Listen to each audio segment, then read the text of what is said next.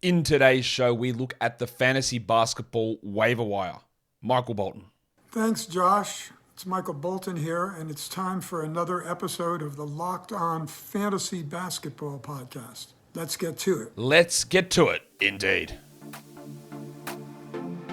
You are Locked On Fantasy Basketball, your daily fantasy basketball podcast, part of the Locked On Podcast Network.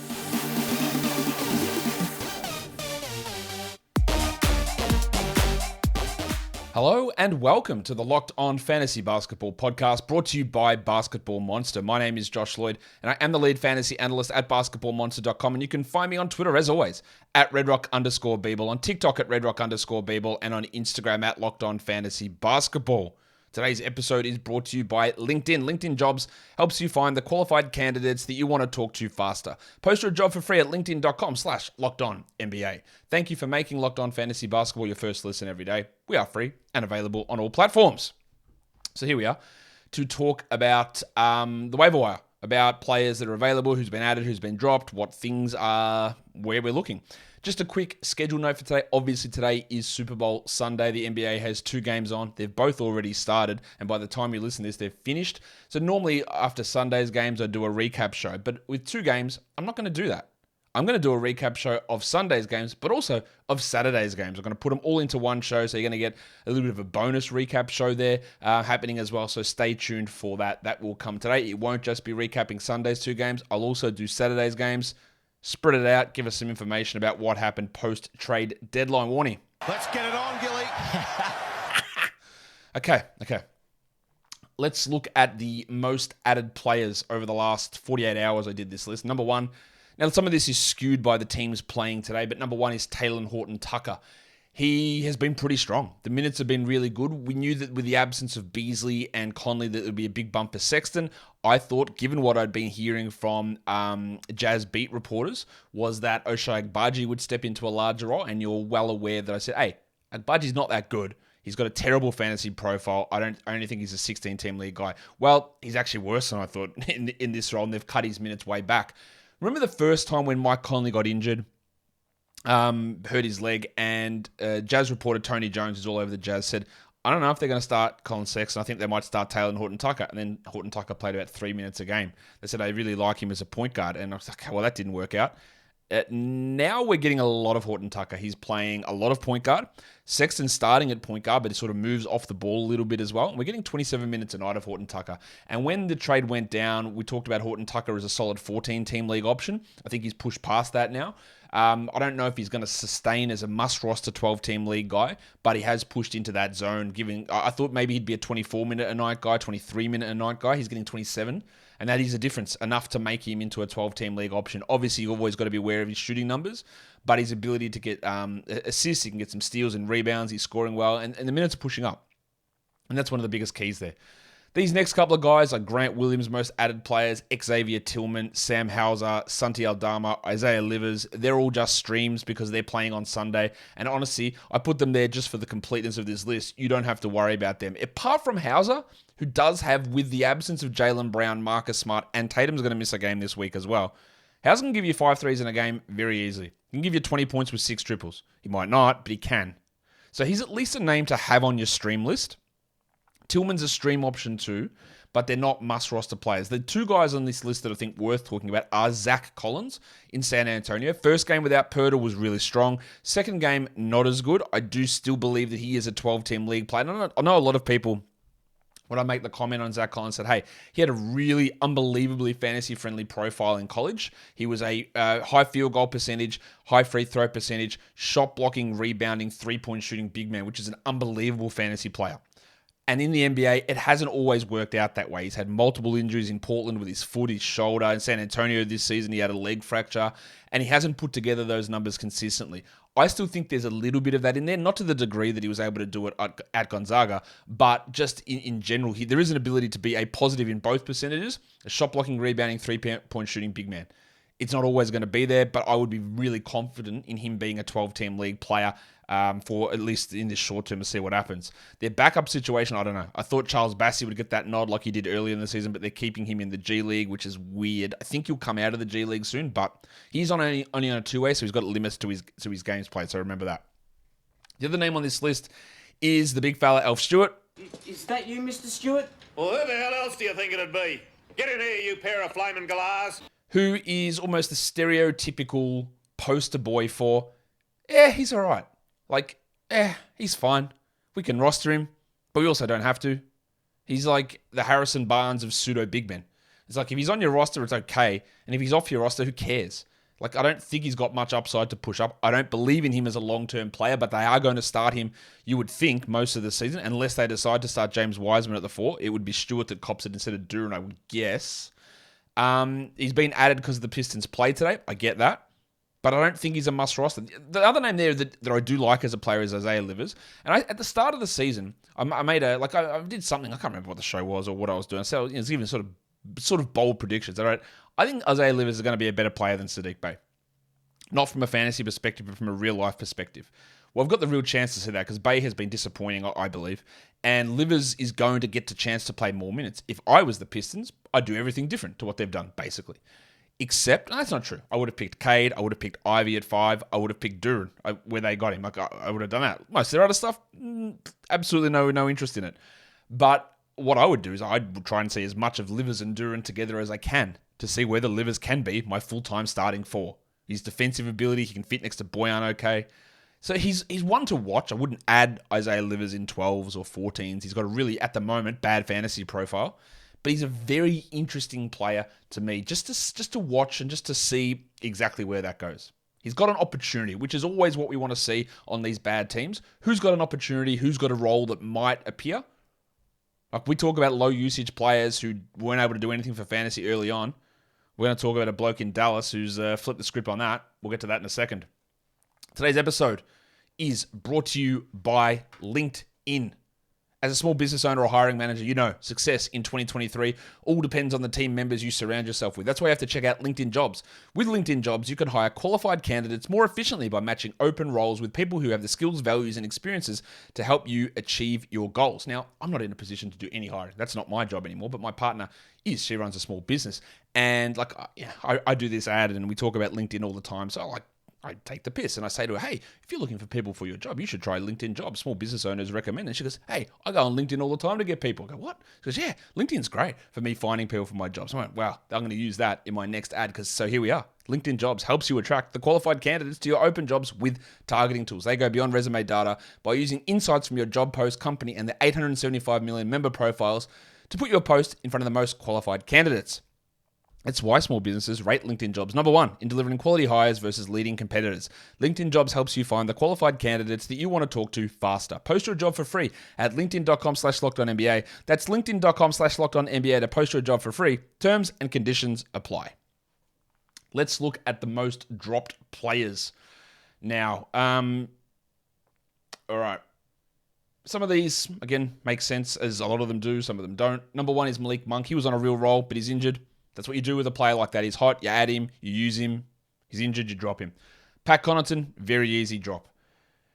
Tari, regular season. What I don't understand with Tari Eason, right? And I do understand it, is that there were so many people stashing him. I understand this. And they will say, well, just wait for an Eric Gordon trade. Eric Gordon got traded, and now you're dropping him after one game. Now, for me, and if you subscribe to my line of thinking, what happened was exactly what we thought was going to happen. Eric Gordon getting traded has no impact on Tari Eason whatsoever. And in game 1 without Eric Gordon, and also in that game without Kevin Porter, he played 19 minutes. We knew that would be the case. Or I can't say I knew. I expected, based on all available evidence, that would be the case. So people added him, and now they've dropped him. Is he a drop? Sure, no problem. But you know that I was very skeptical of that stash anyway. But in 20 minutes a night, he's been a back-end guy anyway. So does he actually need to be dropped? What more were you waiting for? I would have thought the reason you were holding on to, he's 145th over the last week. Like, that's okay. He's 178th for the season. Is he must rostered? No, but he never was. I don't know. Bit interesting there to me. I don't know why I've got Royce O'Neal on this list twice, by the way. Just looking at that now. Yeah, so the Eason one, I've got no problem dropping him because, again, everything that I thought in this situation that would happen, happened. That doesn't preclude, again, if a Jabari Smith injury happens or a Şengün injury happens, I think Eason's going to be a great pickup. And if you do have the ability to sit on stuff a little bit, you can do it because it's not like he's not providing value. It's almost very similar to holding Mark Williams prior to the deadline. Say, well, we understand there's a small chance that Plumley gets traded, but in the interim, he's actually giving us back-end 12, 14-team league value, which is all right. So I guess if Eason's giving you this and maybe he sneaks a couple of extra minutes, I could see holding. But again, my expectations were down here, like really low. Everyone else's were up here. Now everyone else's expectations have met up with mine. Got Royce O'Neal on that list. That's an unbelievably clear drop. In fact, he gets jacked. Get that garbage out of here! Dorian Finney-Smith, his teammate. Get that garbage out of here! A lot of people dropped Dante DiVincenzo. It looks like the Gary Payton trade will go through. We haven't heard that at this point exactly. But even if it does, he's going to be hurt. But we saw some issues with Payton in the minutes. He's not starting, as we said that he wouldn't, with Curry out. Curry will return in a few weeks, I'm guessing, after the break. I think DiVincenzo still is a 12-team hold, but I do get why you would drop him. I don't think I would. And I've deliberately skipped over one of these names on here because someone told me that I never, ever speak about this player. So should I do it for the first time ever and speak about Cam Thomas? Yeah, let's do it. We'll talk about more on that recap show, but he played off the bench with the Nets having their full team. Actually, not their full team. Seth Curry wasn't there. Again, that's not a huge surprise to me. And he played 18 minutes. Again, not a huge surprise to me. My thing with Cam Thomas the whole way through is he is a guy that can be a very high volume scorer, an elite scorer, but he pretty much sucks at most other parts of basketball. And in a team concept, that struggles. When you're playing one-on-one, like when you average 30 a game in Summer League and you're doing everything, fine. When you're on a team that was missing 5 rotation players and you got absolutely crazy hot, fine. But on this team with a bunch of much better players, Bridges, Johnson, Finney-Smith, Dinwiddie, Claxton, all those guys, it's harder to find that role for Cam Thomas. Now, a lot of you, obviously, have dropped Cam Thomas after that strong run of scoring. I wouldn't. Now, again, what does that advice mean coming from me when I didn't actually add him? And I already said, hey, my major plan on all this stuff is always, I'd rather hold my ads at the start of the week because I think I can get more long-term value seeing what happens at the trade deadline. I avoid the stream. And yes, if you added Cam Thomas last week, he probably helped you win your week, and that is absolutely true. But if it was at the cost of adding Mark Williams, is it worth it long term? That's my point. And I don't, in general, that rule will still stick for me. I won't be like, I'm going to rush to stream in a guy for 2 days before the deadline, hoping I could win this week. Because I'm never going to get a player score 40 points in 3 consecutive games ever again off the waiver wire. It just won't happen because it's never happened before. It just is not something that's going to happen with someone like a Cam Thomas. So my thought process on it remains the same. But obviously it was an L not adding him at the start of the week because you gain good value there to begin with. But if I did have him, and I don't, I would have sold high at the time. And some of the trades going through for him on the Yahoo trade marketplace were insane. CJ McCollum, Bradley Beal. I saw a Kyle Kuzma trade. I saw a Paul George trade, which is just insane, right? So if you did that, congratulations. But if I did still have him, I'd like to hold and just see where this rotation stabilizes. It was weird. They ran 12 guys in that game yesterday, and it was like 7 random minutes for Patty Mills and 4 minutes for Day'Ron Sharp. And I don't think they're going to run 12 every night. And if 3 or 4 of those minutes go to Thomas, he could be a 23-minute-a-night player who averages 17 points. The problem you're going to have is the 17. He might end up turning into like an RJ Barrett with great free throws. Because RJ Barrett obviously sucks at free throws, but like a high scorer who doesn't do much else and can hurt your field goals. And you've got to debate whether that's good enough for you. But after one game, I don't think Thomas is going to start or be a 30-minute-a-night player or be their number one option. I've been really clear on this the whole way through. I don't think that's how he's going to roll. But I think the role is interesting to watch, and I'd at least hold through the All-Star break, watch what happens the next couple of games. And then I would make my decision. If I had him on a team, which of course you know that I don't, then I would make that decision. That's how I would approach that. I wouldn't have dropped him now. but he's obviously trended down pretty hard. Today's episode is also brought to you by FanDuel.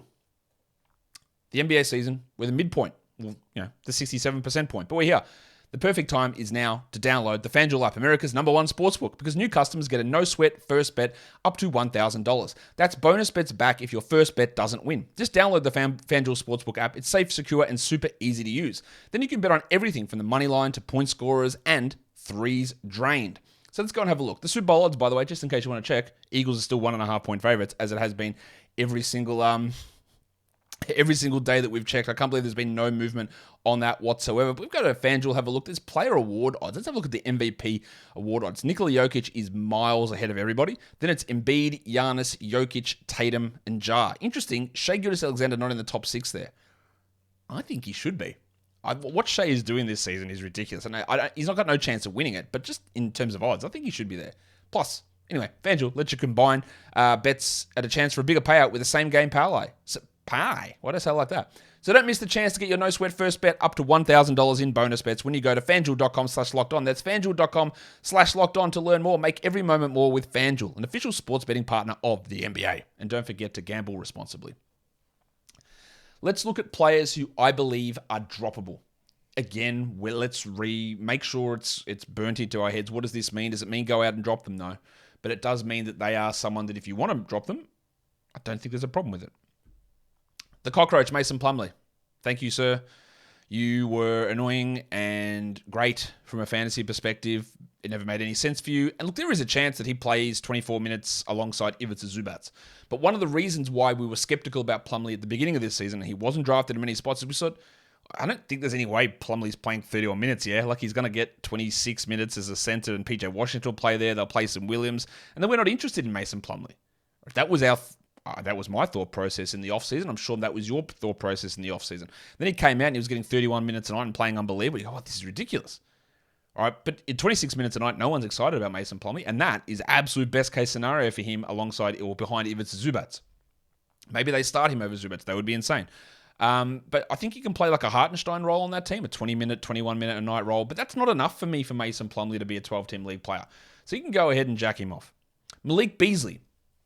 Again, the common thing that people will say about this is the Lakers need shooters. That's true. 100% true. They do need shooters. No problem about that. Well, he's playing against LeBron. Look at all the open shots he'll get. Yeah, that's true. But I think we need to just eliminate that narrative out of our head because people just go, well, LeBron just makes everyone better, which is just not true. Shout out Russell Westbrook.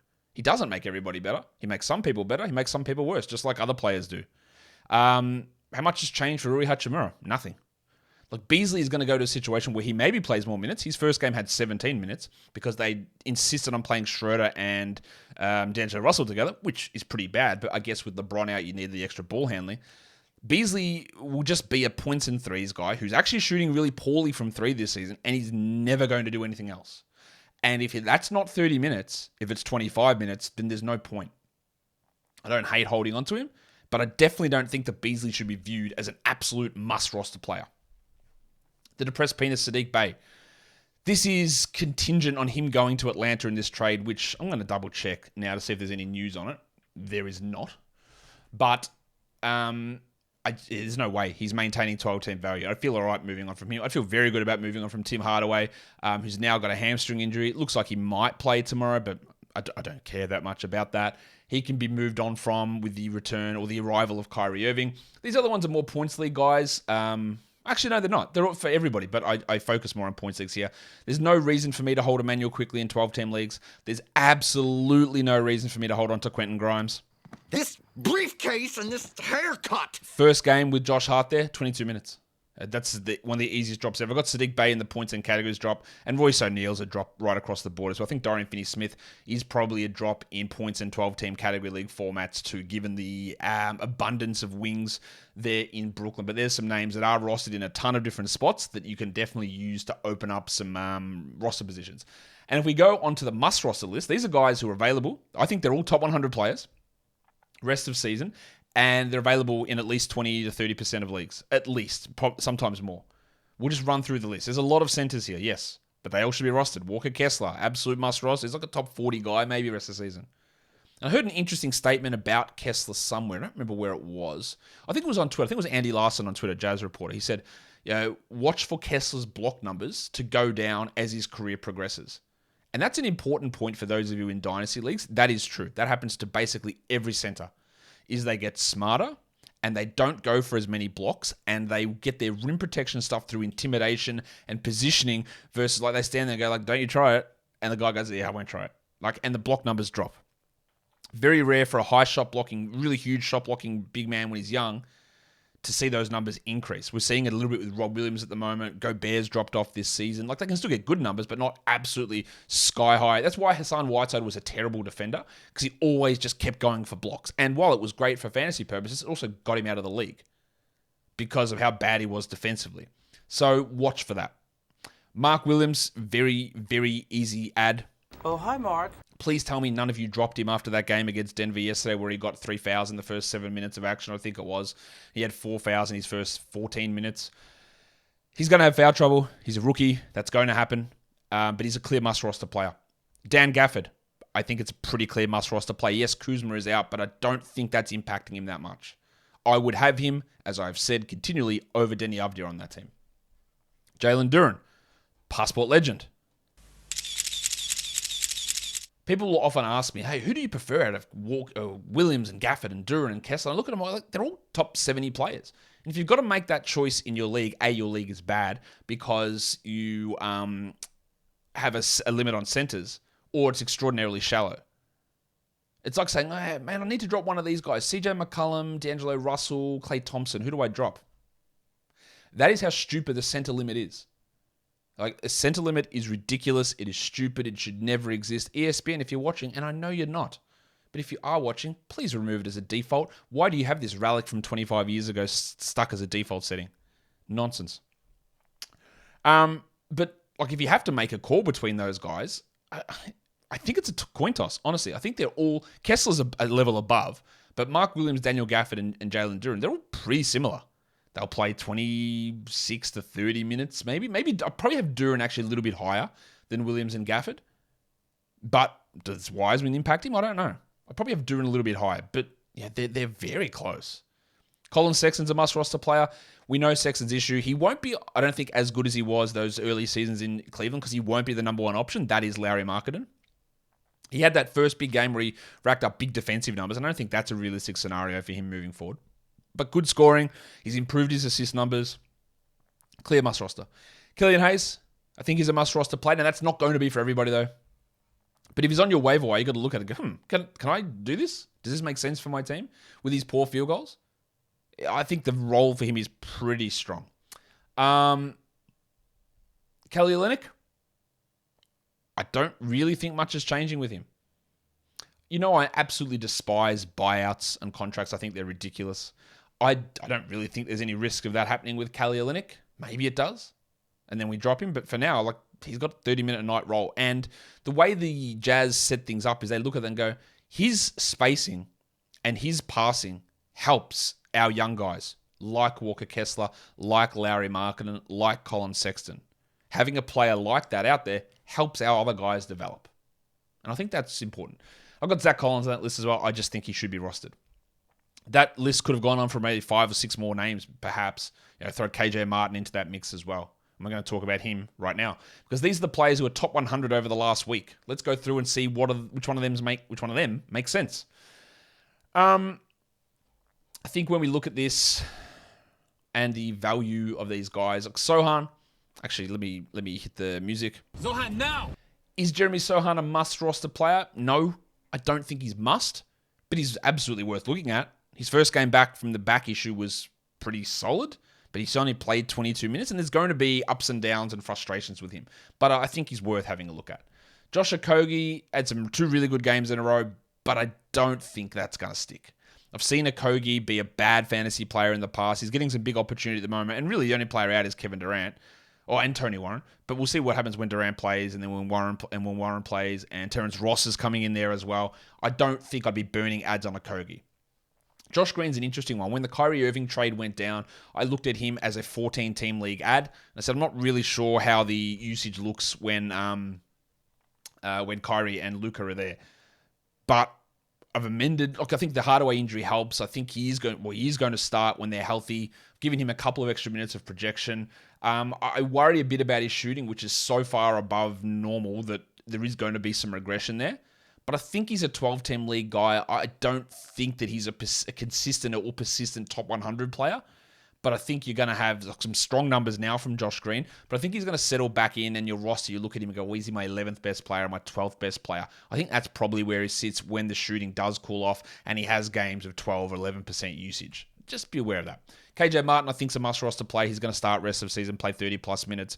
He does have some bad free throw issues, but I think he's a strong ad. Dan Gafford's in the top 100. We just spoke about him. Devontae Graham's in the top 100 because he had that one really big game when everyone was out. His second game was okay. I don't think he's a 12-team league guy. There'll be nights where he pops off, but the inconsistency with his minutes and his role and the role of other people in front of him is going to make him a tough guy to use consistently. Chris Boucher's top 100. I guess with Gary Trent out, he does get a little bit of a boost. Their roster is still ridiculous. At least they got a center in Pirtle, but they still have no guards or no shooting, and they're going to have to play a bench full of all power forwards. So Boucher's got some value, but I wouldn't say he's must roster. And then Reggie Bullock's been top 100. Yeah, I'd much rather trust Josh Green than Reggie Bullock. Bullock has been much better of late, and he's probably pushed himself ahead of Tim Hardaway and into a Dorian Finney-Smith role, but they benched him last game. So it was Green who got the starting nod over Bullock, and that makes me not as interesting with him, or not as interested. Let's look at deep leagues.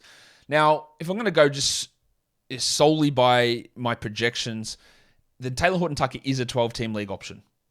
But he's rostered in so few leagues that I have put him on this list, just so those of you in deep leagues don't get discouraged. He's rostered in like 10% of leagues. I would be happily adding Horton-Tucker in 12-team leagues, understanding that he's probably a back-end guy. But I'm mentioning this here, like anything 14 and above, like you got to grab him. Matisse Thybulle, I think will have 12-team value for the right teams. I don't know what they'll do because there's still a lot of options in Portland. They started Cam Reddish, there's Nasir Little, there's Shaden Sharp. Now there's going to be Thybulle. Like, I don't think Thybulle's got any shot at 30 minutes. But in 23 minutes, he can get 1.6 steals and 0.8 blocks, which might be enough for you. That might be all you need. You'll get nothing else. So I don't think he's a must-roster 12-team league guy, but he's in consideration. Jay Crowder, I think, won't get enough minutes to be a 12-team league guy. And, of course, we know he's inconsistent. Sometimes may be good, sometimes may be shit. But he's a 14-team league option. I think Nembhard's a 16-teamer. I think Big Dick Nick Richards at 14-team is worth grabbing. We saw that when Williams gets into foul trouble, Richards is going to step up. And he's going to provide back-end value where he can be a 12-team streamer, but he's a solid 14-team league ad. I've got Gabe Vincent as a 14-teamer. I don't have any problem with adding him in 12s. I don't think Lowry is going to be healthy all season. I don't think, this is hot takey, I don't think Lowry is going to get the starting job back as automatically as what might be assumed. I think Vincent's a 12-team league guy. I'll ride it. I'll see what happens when Lowry returns, but I'm not looking at this and going, this is not an Omer Yurtseven situation where I go, yeah, they'll just start him next to Bam. He's really good. Like, I actually think Vincent is good, and I actually think that he's better than Lowry in their lineup at the moment with how Lowry's playing. So it's a bit hot takey, but at least we've got actual value in the short term for Gabe, and maybe it lasts, but definitely in 14s, and I would add him in 12. Rubio's a 16-team league guy for me, even a 14-team league with his assists. And then the other one to watch is Dario Saric in Oklahoma City. If Saric plays 25 a night, which we know is hard given Kenrich Williams and Pig Williams and Eugene Omarui, who they just signed to a contract, and the return of Jeremiah Robinson-Earl, and the eventual return of Pokusevski, maybe, that it might be hard for Saric to get those minutes, but in a 16-team league, I would grab him. And let's just see what they do with the rotation. He's probably better than all of those guys apart from Kenrich. He's not super, super old. I don't know. I just watch him in deeper leagues. And then we talk about other names to watch. Blunty, James Wiseman. I actually added him in a 14-team league. I don't feel good about it because, and I think maybe I'm getting swayed a little bit. Well, he was a number 2 pick. He's shown some flashes at times. I still think he's not a very good on-court player, but I'm trying to use my own logic here where I go, I wouldn't have traded for him. I don't think there's any reason to play him at the 4, but the Pistons will just do the opposite of what I think. So maybe they will force him into 25 minutes a night, which is worth looking at. Now, he's probably going to be a bad free throw guy. He doesn't block as many shots as you think he should. There would never be an assist. Steals would be low. He's not going to hit many threes. But he's at least someone to watch. Again, he should play 20 minutes a night. But this is the team that started Marvin Bagley over Jalen Duren and signed Marvin Bagley to an extended contract and has no idea how the modern NBA seems to work. So he's one to watch. I'm not interested in adding him in standard leagues at all. I'd rather watch and wait, but I did add him in a 14 to see what happens. Malachi Branham's a name that everyone has been interested in adding in 12-team leagues. I'm a little more skeptical on that. I've got no problem with adding him. I generally tend to be quite pessimistic with players that pop off and have these games where they score 20 points on 65% shooting. It's not going to stick. Like, what else are you going to bring? And then when you bring other players back into the fold, we see some issues. Now, if I was the Spurs, I would start him over Romeo Langford, and Langford's injury continues to linger. There's a chance he plays 28 a night, Branham. But there's also a chance at 28 a night for Malachi Branham's a 14-team league player and not a 12-team league guy. I have no problem with adding him. I just don't think that he's a spectacular must-roster top 100 rest of season guy. Jalen Suggs' last game was very interesting. Very interesting. What do you have, like 4 steals and 3 blocks? I already know, and we've said this a lot about Suggs, he is an elite defensive guard already. The problem for me with him next to Markelle Fultz is that both of them are dreadful shooters. And how does that work in your backcourt? Now, he's clearly more part of the future than Gary Harris. I would say he's more part of the future than Cole Anthony. So I'm watching where this trends for Suggs. I would add him in 14s, and he's on the watch list for 12s. He was able to be a 12-team league guy for a period of time earlier in the season, but that was when Cole Anthony and Markelle Fultz were out. And I've yet to see him push into 30 minutes a night with them healthy, and that I'm not there with him, but I'm watching it. I put Bol Bol on this list because a lot of people still believe that Bol Bol is going to have this huge role, and I don't see it. It's going to take injuries to get there. Again, like I took injuries to get there to begin this season. I still think that Bol's horrific defense is what keeps him off the court. It's another one of those things where we look at fantasy numbers and we don't actually see why the guy hasn't been playing and doesn't play. It's because he's so bad with what he does defensively. And while the fantasy stat set is really nice, I just don't think there's a role there for him. I put Colin Sexton on this list because, just to mention again, yes, he is a 12-team must-roster player, but the production will be iffy at times. The big stiffy, the 5-minute man, Bones Highland, there's a lot of things that interestingly happened with the Clippers. People are like, well, he's their only point guard now. Yeah, but he's not going to play as their starting point guard playing 27 minutes a night. I just don't see how that's going to happen. Like, the wide range of opinions on Bones is pretty interesting. People who have him in fantasy leagues, well, is there any point guard? He'll play big minutes. What are you talking about, Josh? He must add. Other NBA analysts are like, yeah, he was a worthy flyer. I'm not sure he's actually going to play every night for them. So where does that fit in? They don't care that he's their only point guard. They run Terrence Mann at point guard and Norman Powell at point guard. They don't want a point guard. And if they do get a point guard, maybe it's Russell Westbrook. I don't think that Bones is a 12-team league guy. I don't think that they'll develop him. They'll give him some opportunities, but I don't think he's going to get enough. We haven't seen it yet. I'd like to see what happens there, but I don't think that Bones is a 12-team league player. And the last one's Jared Vanderbilt, who Laker fans are now frothing over every time he touches the ball. I thought he was really good in that first game yesterday. He also played like 17 minutes, and with Hachimura and Davis and maybe Bumba getting into the mix, I'm not sure that there's this pathway for 29 minutes a night for Vanderbilt. And if he gets 26, that puts him into 12-team. I don't even know that he gets that. So he's fine to have, he's fine to hold, but I don't think he's going to be this big boost. I think he might do basically the same as what he did in Utah. And that does it for me today in a very long waiver wire show. Don't forget to follow this podcast on Apple Podcasts, Google Podcasts, Stitcher, Spotify, and on the Odyssey app and on YouTube. Thumb it up. Leave your comments down below. Guys, we are done here. Thank you so much for listening, everyone. See ya.